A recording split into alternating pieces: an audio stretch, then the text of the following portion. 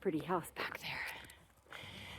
I was determined to go on a walk. I was going to do it this morning. I didn't, and it was starting to get dark, and I said, I had better get out now. Make it happen. So I told my husband, I'm going to run. I'm going to run out and get out there and get a walk. He said, like Forrest Gump? I said, I don't know. He said, well, just make sure you come back. So I've been running and walking as fast as I can to just get some exercise and fresh air in my lungs. I have not been going on walks for, it feels like a few weeks since I was not feeling very well. I haven't been. So off I am on my walk. This trail through the woods is one that high school boys ride on with their dirt bikes. And so since it's the weekend, I do run the risk of meeting them on this trail, but hopefully I will hear them coming long before they get to me.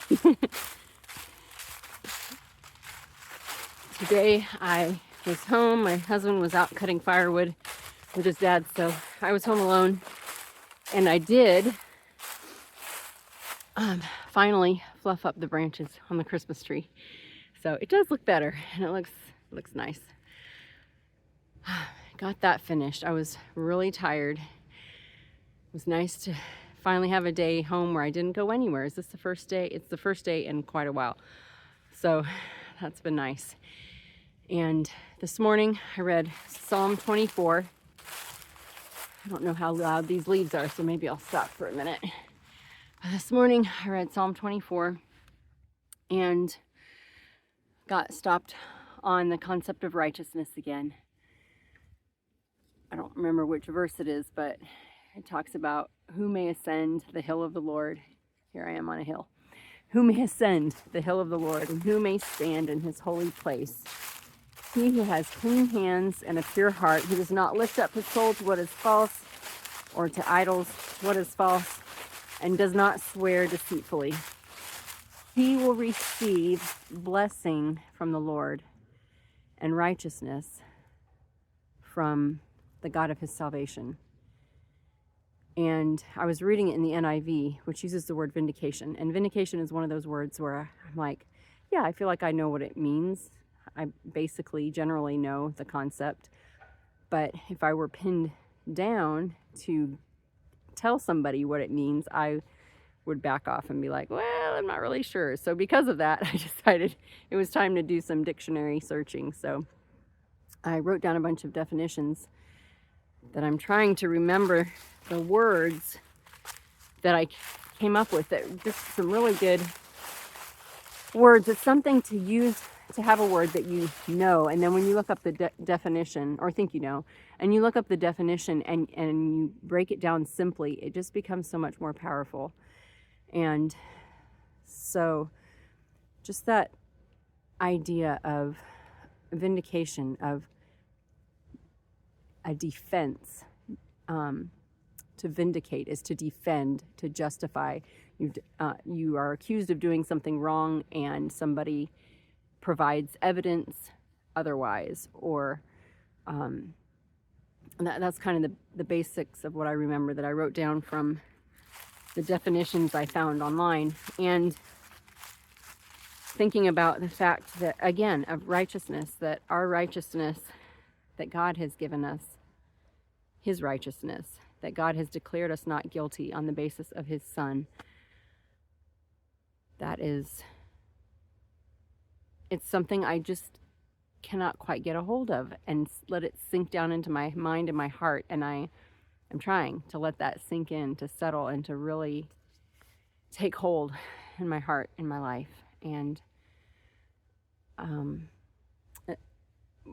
this is a separate thought with Psalm 24, but lift up your head, O ancient gates, that the King of glory may come in. And for some reason I had written in the margins, this is the Bible I've had for a very long time, so who knows how long ago I wrote it, but hard heart, like that ancient doors represents hard hearts.